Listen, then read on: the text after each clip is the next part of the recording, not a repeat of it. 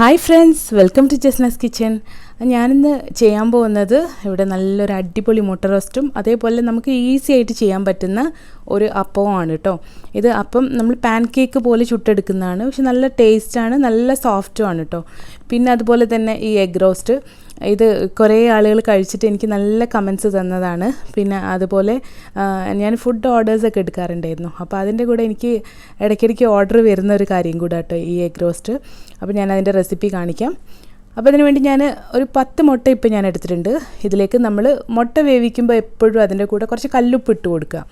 അപ്പോൾ കല്ലുപ്പ് ഇട്ട് കൊടുക്കുമ്പോൾ ഈ മുട്ട പൊട്ടി പോകുന്നില്ല, ഇതുപോലെ ഫുള്ളായിട്ട് തന്നെ നമുക്ക് കിട്ടും.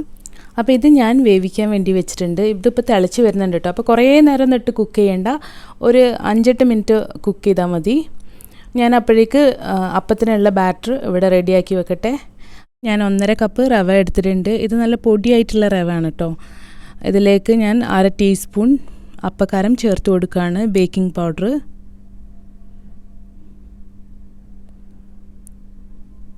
പിന്നെ ഇതെന്തായാലും ഉണ്ടാക്കിയ ശേഷം ഒരു 10-20 മിനിറ്റ് വെക്കണം കേട്ടോ, കാരണം ഈ റവ ഒന്ന് കുതിർന്ന് വരണം, അതിന് വേണ്ടിയാണ്. ഇപ്പം നേരത്തെ തന്നെ ഞാൻ 1 ടീസ്പൂൺ ഈസ്റ്റും 1 ടേബിൾ സ്പൂൺ പഞ്ചസാരയും കൂടെ ഒന്ന് കുതിർത്ത് വെച്ചിട്ടുണ്ടായിരുന്നു. അതൊന്ന് ഫെർമെൻ്റായി വരാൻ വേണ്ടിയാണ്. അപ്പോൾ അതുകൂടെ ഇതിലേക്ക് ഒഴിച്ചു കൊടുത്തിട്ടുണ്ട്. ഇനി 1 ടേബിൾ സ്പൂൺ നിറച്ച് പാൽപ്പൊടി ചേർത്ത് കൊടുക്കാം. ഇനി ഇതൊന്ന് ആവശ്യത്തിനുള്ള വെള്ളം ഒഴിച്ച് ഒന്ന് നന്നായി മിക്സ് ചെയ്തെടുക്കണം കേട്ടോ. അപ്പോൾ വെള്ളം എപ്പോഴും കുറച്ച് ലൂസായിട്ട് തന്നെ ഇത് ബാറ്റർ ഉണ്ടാക്കി വെക്കുക. അപ്പോൾ ഇത് ഇതുപോലെ ഒന്ന് നല്ലപോലെ മിക്സ് ചെയ്ത് വെക്കാം കേട്ടോ. അപ്പോൾ ഫസ്റ്റ് മിക്സ് ചെയ്യുന്ന സമയത്ത് തന്നെ ആവശ്യത്തിനുള്ള വെള്ളം ഒഴിച്ച് കൊടുക്കുകയാണെങ്കിൽ ഇതുപോലെ കിട്ടും. അല്ലെങ്കിൽ ഈ റവ കുതിർന്ന് വരുന്ന സമയത്ത് ഈ വെള്ളമൊക്കെ വറ്റിപ്പോവും, അപ്പോൾ വീണ്ടും വെള്ളം ഒഴിച്ച് കൊടുക്കണം. അപ്പോൾ ഇതിലേക്ക് നമുക്ക് ആവശ്യത്തിനുള്ള ഉപ്പും കൂടെ ചേർത്ത് കൊടുക്കുക. അപ്പോൾ ഫസ്റ്റ് ഞാൻ ചേർത്തത് 1 ടീസ്പൂൺ ഈസ്റ്റും അതുപോലെ 1 ടേബിൾ സ്പൂൺ പഞ്ചസാരയുമാണ് കേട്ടോ. അപ്പോൾ അത് രണ്ടും കൂടെ ഒന്ന് കുതിർത്ത് വെച്ച ശേഷം, ഞാൻ പെട്ടെന്ന് ചെയ്യുമ്പോൾ അങ്ങനെ ചെയ്യാറ്, അത് നേരത്തെ കുതിർത്ത് വെച്ചിട്ട് ഇതിലേക്ക് മിക്സ് ചെയ്ത് കൊടുക്കലാണ്. അപ്പോൾ നിങ്ങൾക്ക് കുറേ സമയം മുന്നേ ചെയ്ത് വെക്കുകയാണെങ്കിൽ ഇതെല്ലാം ഒരു സമയത്ത് തന്നെ ഒന്നിച്ച് ചേർത്താൽ മതി. അപ്പോൾ ഈ ബാറ്റർ റെഡി ആയിട്ടുണ്ട്, ഇതൊന്ന് മാറ്റി വെക്കാം. ഇനി ഇതിന് വേണ്ടി കുറച്ച് സവോള കട്ട് ചെയ്തെടുക്കുകയാണ്. അപ്പോൾ നിങ്ങൾക്ക് സവോളയൊക്കെ നിങ്ങളെ ഇഷ്ടത്തിനനുസരിച്ച് എടുക്കുക കേട്ടോ. നിങ്ങൾക്ക് എത്രത്തോളം മസാല വേണം അതിനനുസരിച്ച് മാത്രം എടുക്കുക. കാരണം ഞാനിപ്പോൾ ഇവിടെ ഒരു 5 സവോള എടുത്തിട്ടുണ്ട്. എനിക്ക് സവോള ഇങ്ങനെ പടപടാന്ന് കട്ട് ചെയ്യാൻ ഭയങ്കര ഇഷ്ടമാണ് കേട്ടോ. നമ്മളെ മുട്ട അവിടെ റെഡി ആയിട്ടുണ്ട്. അപ്പോൾ ഇത് ഞാൻ നല്ല ഐസ് വെള്ളത്തിലിട്ട് വെച്ചിട്ടുണ്ട്. അപ്പോൾ നമുക്കിത് പെട്ടെന്ന് തന്നെ പൊളിച്ചെടുക്കാൻ പറ്റും. ഇത് ഓവർ കുക്കായിട്ടില്ല കേട്ടോ, ഒരു 3/4 ഭാഗം വേവേ ആയിട്ടുള്ളൂ. അപ്പോൾ ഇവിടെ പാന് ചൂടാക്കാൻ വെച്ചിട്ടുണ്ടായിരുന്നു. ഇതിലേക്ക് ഞാൻ വെളിച്ചെണ്ണയാണ് കേട്ടോ ചേർത്ത് കൊടുക്കുന്നത്. ഒരു 2 ടേബിൾ സ്പൂൺ വെളിച്ചെണ്ണ ചേർത്ത് കൊടുക്കുന്നുണ്ട്.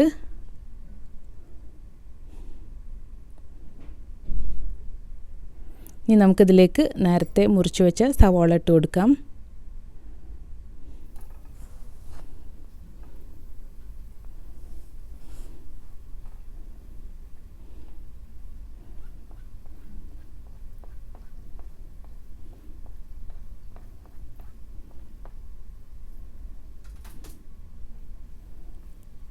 ഇനി സവാള ഒന്ന് നല്ലപോലെ ഒന്ന് മിക്സ് ചെയ്ത് കൊടുക്കുക.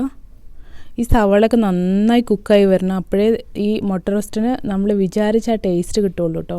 നല്ല ടേസ്റ്റാണ് ഈ മുട്ട റോസ്റ്റ്, ഒന്ന് എന്തായാലും നിങ്ങൾ ഉണ്ടാക്കി നോക്കണം കേട്ടോ. ഇതിലേക്ക് ഞാൻ കല്ലുപ്പ് തന്നെയാണ് ചേർത്ത് കൊടുക്കുന്നത്.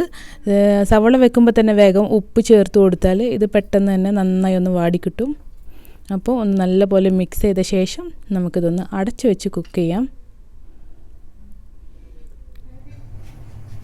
ഞാനിത് അടച്ചു വെച്ചിട്ടുണ്ട്. കണ്ടോ, ഇതിൻ്റെ വെള്ളമൊക്കെ ഇതിലുള്ളത് ഈ മൂടിയുടെ മേലെ നമുക്ക് കാണാൻ പറ്റുന്നുണ്ട്. അപ്പോൾ സവാളയൊക്കെ ഇപ്പോൾ വെന്തിട്ടുണ്ടാവും എന്ന് വിചാരിക്കുന്നു. അപ്പോൾ ഞാനൊന്ന് തുറന്ന് നോക്കട്ടെ. ഇതെല്ലാം നന്നായി വാടി വന്നിട്ടുണ്ട് കേട്ടോ. അപ്പോൾ ഇതൊന്ന് നല്ലപോലെ മിക്സ് ചെയ്ത് കൊടുക്കുക. ഇനി നമുക്ക് ഇതിലേക്ക് ചേർക്കേണ്ടത് തക്കാളി ചേർത്ത് കൊടുക്കണം. ഞാനിതിലേക്ക് ഒരു 3 തക്കാളി, ഒരു മീഡിയം സൈസ് തക്കാളി കേട്ടോ. അപ്പോൾ ഇതൊന്ന് ചെറുതായി കട്ട് ചെയ്ത് വെച്ചത് ചേർത്ത് കൊടുക്കുന്നുണ്ട്. 5 മീഡിയം സൈസ് സവാളയാണ് ഞാൻ കട്ട് ചെയ്തെടുത്തത്. അതിൻ്റെ കൂടെ 3 മീഡിയം സൈസ് തക്കാളിയും കൂടെ ചെറുതായി മുറിച്ചിട്ട് ചേർത്ത് കൊടുക്കുക. ഇതൊക്കെ നന്നായി മെൽറ്റായി കിട്ടണം, അതിന് വേണ്ടിയാണ്. ഇനി നമുക്കിതിലേക്ക് കുറച്ച് ഇഞ്ചി ചതച്ചെടുത്തത് ഇട്ട് കൊടുക്കാം. ഞാൻ വെളുത്തുള്ളി എടുത്തിട്ടില്ല കേട്ടോ, ഇഞ്ചി മാത്രമാണ് ഇട്ട് കൊടുക്കുന്നത്. അപ്പോൾ ഒരു അത്യാവശ്യം വലിപ്പമുള്ള പീസ് തന്നെയാണ്, നന്നായി ചതച്ചെടുത്താണ്. ഇതിലേക്ക് 1 പിടി കറിവേപ്പിലയും കൂടെ ചേർത്ത് കൊടുക്കുന്നുണ്ട്. ഒന്ന് നല്ല പോലെ വഴറ്റിയെടുക്കുക. ഈ ഇഞ്ചിയുടെ പച്ച സ്മെല്ലൊക്കെ ഒന്ന് മാറട്ടെ. ഇനി നമുക്കിതിലേക്ക് മസാല ചേർത്ത് കൊടുക്കാം. ഇതിലേക്ക് 2 ടേബിൾ സ്പൂൺ കാശ്മീരി ചില്ലിയാണ് ചേർത്ത് കൊടുക്കുന്നത്. നിങ്ങൾക്ക് നല്ല എരിവ് വേണമെന്നുണ്ടെങ്കിൽ മറ്റേ മുളക് പൊടി കൂടി മിക്സ് ചെയ്തിട്ട് കൊടുക്കാം കേട്ടോ. ഇതിലേക്ക് 2 ടീസ്പൂൺ മല്ലിപ്പൊടി ചേർത്ത് കൊടുക്കാം. സാധാരണ പച്ചമല്ലിയാണ് കേട്ടോ ചേർത്ത് കൊടുക്കുന്നത്, ഗരം മസാല ഒന്നുമല്ല. അപ്പോൾ ഇത് നല്ലപോലെ ഒന്ന് മിക്സ് ചെയ്തെടുക്കാം. ഈ ഉള്ളിയിലുള്ള വെള്ളമൊക്കെ ഇപ്പോൾ വറ്റി വന്നിട്ടുണ്ട് കേട്ടോ. ഉള്ളിയിലും തക്കാളിയിലൊക്കെ വെള്ളം വറ്റി വന്നിട്ടുണ്ട്. ആ ഒരു സമയത്താണ് ഞാൻ തീ ചെറുതാക്കിയ ശേഷം ഈ മസാലകൾ ചേർത്ത് കൊടുത്തത്. ഇനി ഇതൊന്ന് നല്ലപോലെ വഴറ്റിയെടുക്കാം. ഇതിൻ്റെയും പച്ച സ്മെല്ലൊക്കെ ഒന്ന് മാറട്ടെ. ഇതിൽ വെള്ളമൊക്കെ ഒന്ന് വറ്റി വന്നിട്ടുണ്ട്. ഈ സമയത്ത് ഞാനിതിലേക്ക് ഒരു ഇൻഗ്രീഡിയൻറ്റും കൂടെ ചേർത്ത് കൊടുക്കുകയാണ്. ഇതാണ് പഞ്ചസാര. അപ്പോൾ 1 ടേബിൾ സ്പൂൺ നിറച്ച് പഞ്ചസാര ചേർത്ത് കൊടുക്കുന്നുണ്ട്. അപ്പോൾ ഇത് ചേർത്ത് ഈ സവോള ഒന്ന് ആദ്യം കാരമലൈസ് ചെയ്തെടുക്കണം. നല്ല ടേസ്റ്റാട്ടോ ഇങ്ങനെയൊന്നും നിങ്ങൾ ഉണ്ടാക്കിയിട്ടില്ലെങ്കിൽ തീർച്ചയായിട്ടും ഉണ്ടാക്കി നോക്കണം കേട്ടോ. എന്നിട്ട് അതിൻ്റെ ഫീഡ്ബാക്ക്സ് കൂടെ എന്നെ അറിയിക്കാൻ മറക്കരുതേ. കാരണം അത്ര ടേസ്റ്റി ആയിട്ടുള്ള എഗ് റോസ്റ്റാണ്, അതുകൊണ്ടാണ് ഇങ്ങനെ പറയുന്നത് കേട്ടോ. അപ്പോൾ ഇതൊന്ന് നല്ല പോലെ വഴറ്റിയെടുക്കുക. കാരണം ഇതിലൊട്ടും വെള്ളമില്ല. അപ്പോൾ വെള്ളമെല്ലാം വറ്റിയ ശേഷമാണ് ഞാൻ ആ പഞ്ചസാര ചേർത്ത് കൊടുത്തത്. അപ്പോൾ നല്ല പോലെ ഒന്ന് മിക്സ് ചെയ്തെടുക്കുന്നുണ്ട്. ഇനി നമുക്കതിലേക്ക് മുട്ട ചേർത്ത് കൊടുക്കുക. ഈ സവോളയും പഞ്ചസാരയും എല്ലാമായിട്ട് നല്ലോണം മിക്സ് ആവണം. അതിന് ശേഷം ഒന്ന് ടേസ്റ്റ് നോക്കിയ ശേഷം മാത്രം മുട്ട ചേർത്ത് കൊടുക്കുക കേട്ടോ. മുട്ട ചേർക്കുന്ന മുൻപായിട്ട് ഞാനതിലേക്ക് ഒരു 1/4 കപ്പ് വെള്ളം ചേർത്ത് കൊടുത്തിട്ടുണ്ട്. ഈ മസാലയൊക്കെ നന്നായിട്ടൊന്ന് മിക്സ് ചെയ്ത് വരാൻ വേണ്ടിയാണ്. ഇതൊന്ന് നല്ലപോലെ മിക്സ് ചെയ്ത് കൊടുക്കുക. ഇനി ഞാൻ മുട്ട ഇതിലിട്ട് ഒന്ന് ഇതുപോലെ പൊതിഞ്ഞെടുക്കുന്നുണ്ട്. ഈ സവോളയൊക്കെ മേലെ വരുന്ന വിധത്തിൽ ഒന്ന് പൊതിഞ്ഞെടുക്കുക. അപ്പോൾ മുട്ട വേണമെങ്കിൽ നിങ്ങൾക്ക് 1-2 കട്ട് ചെയ്തിട്ട് കൊടുക്കുക കേട്ടോ, അല്ലെങ്കിൽ 1-2 വര ഇട്ട് കൊടുക്കുക. അപ്പോൾ ഞാനിപ്പോൾ അതൊന്നും ചെയ്തിട്ടില്ല, എനിക്ക് ഫോട്ടോ നല്ല ഭംഗിയിൽ കിട്ടാൻ വേണ്ടിയാണ്. അപ്പോൾ ഞാനിത് ഇതുപോലെ തന്നെ മുഴുവനായിട്ട് ചേർത്ത് കൊടുത്തിട്ടുണ്ട്. ഇനി അതൊന്ന് നന്നായി മൂടി വെച്ച ശേഷം ഒന്ന് വേവിച്ചെടുക്കുക. ഇതിലേക്ക് കുറച്ച് കറിവേപ്പിലയും കൂടെ ചേർത്ത് മിക്സ് ചെയ്യാതെ ഒന്ന് അടച്ചു വെക്കുന്നുണ്ട്. അപ്പോൾ ഈ മുട്ടയിലേക്ക് ഇതിൻ്റെ സ്മെല്ലും ഇതൊക്കെ പിടിച്ചിട്ടുണ്ട്. ഇപ്പോൾ നമ്മുടെ എഗ് റോസ്റ്റ് ഇവിടെ റെഡി ആയിട്ടുണ്ട് കേട്ടോ. അപ്പോൾ അധികം വെള്ളമൊന്നുമില്ല ഇതിൽ, നല്ല പരണ്ടിരിക്കുന്നതാണ്. നല്ല സൂപ്പർ സ്മെല്ല് വരുന്നുണ്ട് കേട്ടോ.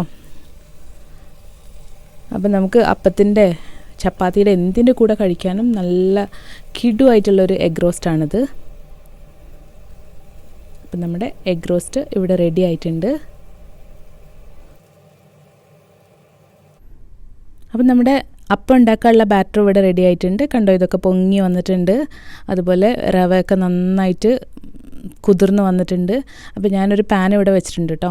ഇപ്പോൾ വലിയ പാനാകുമ്പോൾ നമുക്കൊരു 3-4 എണ്ണം ഒന്നിച്ച് തന്നെ ചുട്ടെടുക്കാൻ പറ്റും. അപ്പോൾ ഈ പാൻ ഒന്ന് ചൂടായിട്ടുണ്ട്. ഇനി ഇതിലേക്ക് ഇങ്ങനെ ഓരോ തവി ബാറ്റർ ഒഴിച്ചു കൊടുക്കുക.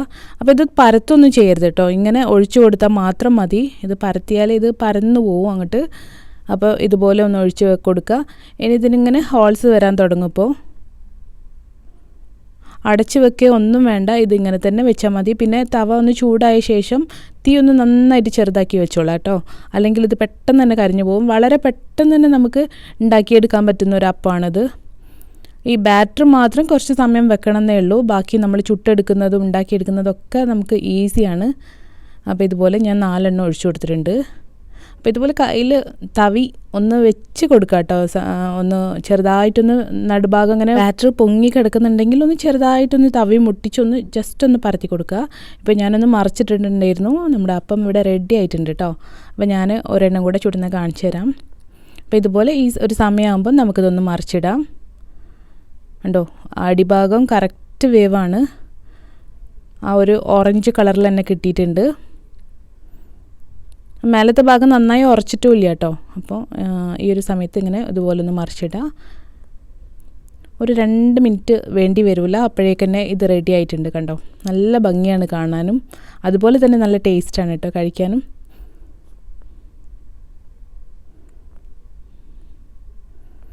ബാക്കിയുള്ള അപ്പം കൂടെ ഞാനിതുപോലെ ഒന്ന് ചുട്ടെടുക്കുന്നുണ്ട്.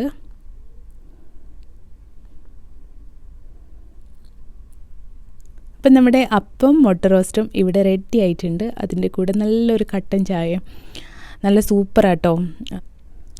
അതുപോലെ നമ്മുടെ ഈ അപ്പം ഇത് നല്ല സോഫ്റ്റാണ്. കണ്ടോ, പെട്ടെന്ന് തന്നെ ഇതുപോലെ ഇങ്ങനെ പൊട്ടിച്ചെടുക്കാനൊക്കെ പറ്റുന്നുണ്ട്.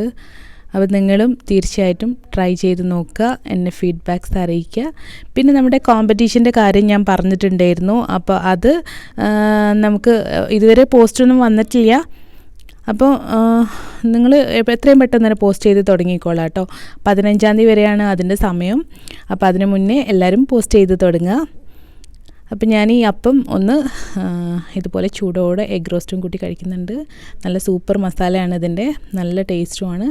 പിന്നെ ഇതുവരെ എൻ്റെ ചാനൽ സബ്സ്ക്രൈബ് ചെയ്യാത്തവരാണ് വീഡിയോ കാണുന്നതെന്നുണ്ടെങ്കിൽ ഒന്ന് താഴെ കാണുന്ന റെഡ് ബട്ടൺ ക്ലിക്ക് ചെയ്ത് സബ്സ്ക്രൈബ് ചെയ്യുക. അതോടൊപ്പമുള്ള ബെല്ലൈക്കൺ കൂടെ ക്ലിക്ക് ചെയ്താൽ നിങ്ങൾക്ക് ഞാൻ ഇടുന്ന വീഡിയോസിൻ്റെ എല്ലാം നോട്ടിഫിക്കേഷനും കിട്ടുന്നതാണ് കേട്ടോ. വീഡിയോ ഒക്കെ നിങ്ങൾക്ക് ഇഷ്ടമായെന്ന് വിചാരിക്കുന്നു. ഇഷ്ടമായിട്ടുണ്ടെങ്കിലും ഇല്ലെങ്കിലും നിങ്ങളുടെ അഭിപ്രായങ്ങൾ കമൻ്റായിട്ട് കൊടുക്കുക കേട്ടോ.